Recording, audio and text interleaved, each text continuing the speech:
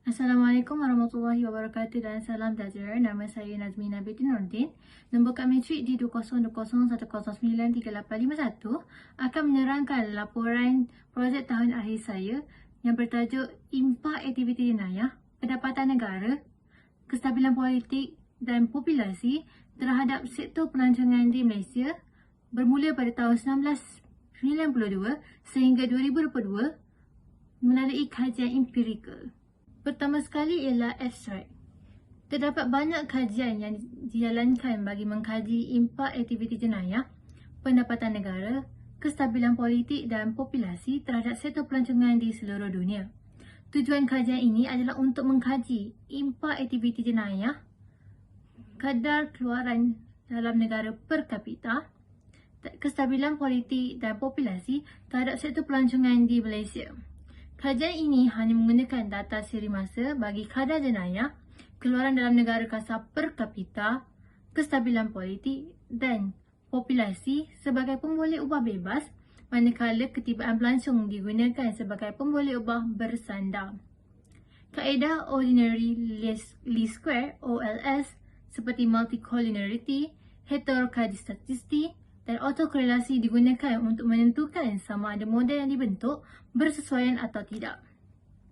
Manakala komponen dalam Toda Yamamoto seperti unit root, vector autoregression (VAR) dan wall test digunakan dalam mengenal pasti sekiranya wujud hubungan dua hala antara pemboleh ubah bersandar iaitu ketibaan pelancong dengan pemboleh ubah bebas iaitu kadar jenayah, keluaran dalam negara kasar per kapita, kestabilan politik dan populasi.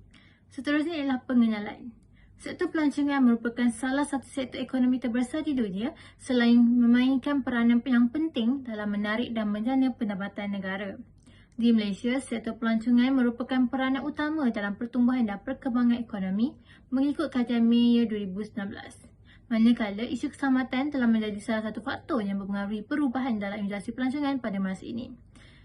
Pelancong akan lebih berhati-hati untuk pergi ke negara yang mempunyai kadar jenayah yang tinggi berdasarkan kajian Ayub 2014. Kestabilan politik mempengaruhi pemilihan pelancongan antarabangsa dalam memilih lokasi pelancongan. Permintaan pelancongan akan berkurang sekiranya terdapat peningkatan dalam kadar kestabilan politik di mana pelancong akan memilih alternatif lokasi pelancongan yang lebih baik berdasarkan kajian Habibi Amani 2022. Berdasarkan kajian Hanafiah 2010, sektor pelancongan telah mengakui kepentingan pertumbuhan populasi sebagai salah satu faktor yang mempengaruhi ketibaan pelancong ke Malaysia. Oleh itu, kajian ini penting dalam menentukan sama ada semua pemboleh ubah bebas ini memberi kesan kepada sektor pelancongan di Malaysia.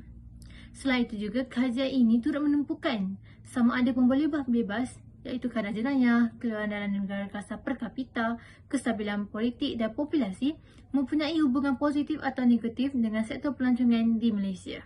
Seterusnya kita akan pergi ke tinjauan literatur. Yang pertama ialah Ordinary Least Square. Terdapat hubungan antara kadar jenayah berdasarkan kajian Pelancatan, Grasset, Purisima dan Zaratan 2015, keluaran dalam negara kasar, Nadal, Bacon dan Santan Galigo 2020, kestabilan politik, Dahriwal 2005 dan populasi, Chasa Paulu 2014 terhadap ketibaan pelancong ke sesebuah negara menggunakan kaedah Ordinary Least Square. Manakala bagi Granger Casualty Test, wujudnya hubungan dua hala antara pemboleh ubah bebas iaitu kadar jenayah berdasarkan Ahad, Anwar dan Ahmad 2021 dan keluaran dalam negara kasar, Riso 2018, kestabilan politik, Sophie 2019 dan populasi, Ohlan 2017 menggunakan model Granger Casualty Test. Baiklah, kita akan pergi ke metodologi kajian. Kajian ini menggunakan data tahunan yang melibatkan tempoh masa selama 30 tahun bermula tahun 1992 hingga 2022 bagi negara Malaysia. Data seperti kadar jenayah, keluaran dalam negara kasar per kapita, kestabilan politik, populasi dan ketibaan pelancong dikumpul melalui pelbagai laman sesawang rasmi seperti World Bank dan Jabatan Perangkaan Malaysia serta Jabatan Kementerian Pelancongan dan Kebudayaan Malaysia.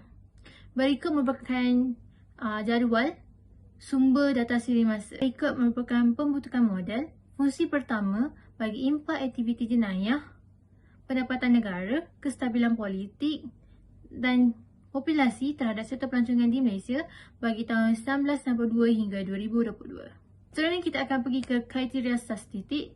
Yang pertama ialah pekali penentu R-square, di mana pekali penentu ini merujuk kepada nisbah variasi pemboleh ubah bersandar yang dijelaskan atau ditentukan oleh pemboleh ubah bebas berbanding dengan variasi totalnya. Berikut merupakan formula yang digunakan. Dan ujian signifikan secara individu ataupun dikenali sebagai ujian t-test digunakan untuk menguji sama ada pemboleh ubah tidak bersandar ini penting dalam menerangkan pemboleh ubah bersandar pada aras keyakinan tertentu. Sebagai contoh, pada aras keyakinan 95%. Seterusnya ialah ujian kebagusan padanan model F-test, di mana digunakan untuk melihat sama ada padanan model ini baik, bagus atau tidak bagus.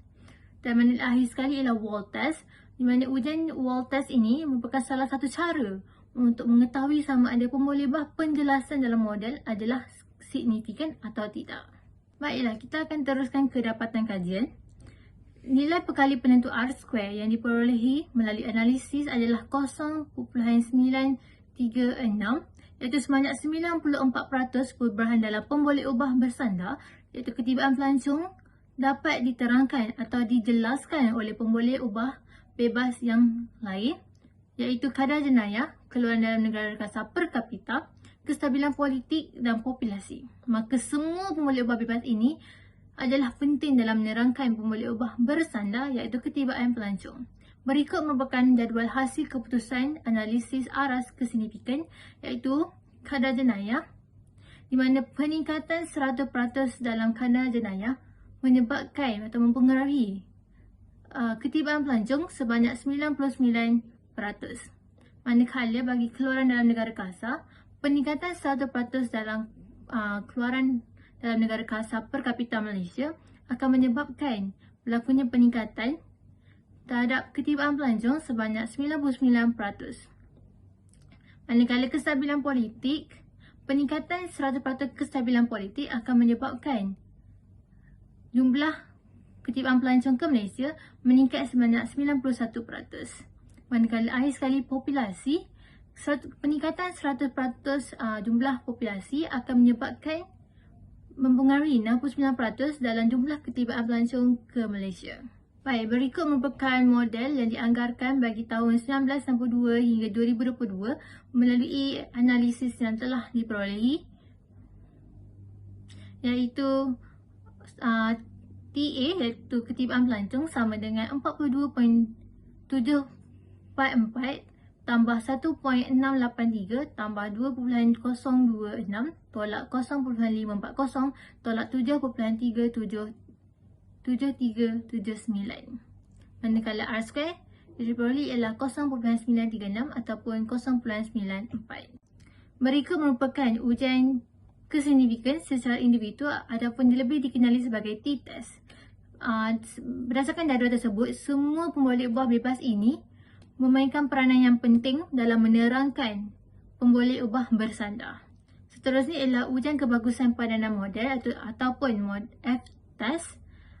Dapat dilihat bahawa semua hipotesis menolak semua hipotesis HO ataupun H kosong. Kesemua pemboleh ubah bebas bagus dalam menerangkan pemboleh ubah bersandar pada aras keyakinan 95%. Seterusnya kita pergi kepada ujian wall test, di mana jadual 4.9 menunjukkan keputusan ujian wall yang telah dijalankan bagi 4 pemboleh ubah, iaitu kadar jenayah, KDNK per kapita, kestabilan politik dan populasi terhadap pemboleh ubah bersandar, iaitu ketibaan pelancong. Kaedah ini digunakan dalam menentukan sama ada setiap pemboleh ubah bebas ini mempunyai hubungan yang signifikan terhadap pemboleh ubah bersandar atau sebaliknya.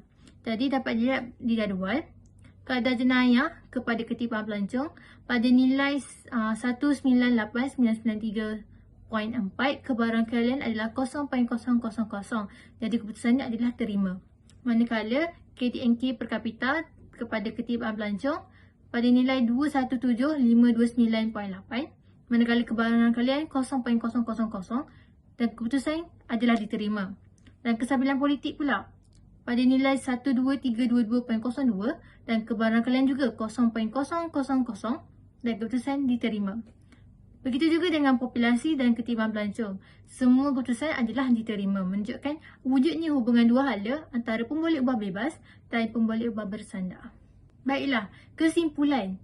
Kesimpulan objektif kajian untuk mengkaji hubungan antara kadar jenayah dan KDNK per kapita, kestabilan politik dan populasi terhadap sektor pelancongan berjaya dicapai. Melalui dapatan kajian yang dijalankan, dapat dilihat bahawa sektor pelancongan dan faktor-faktor penentunya mempunyai hubungan dalam jangka masa pendek dan panjang, menunjukkan bahawa siri ini mempunyai pengaruh antara satu sama lain.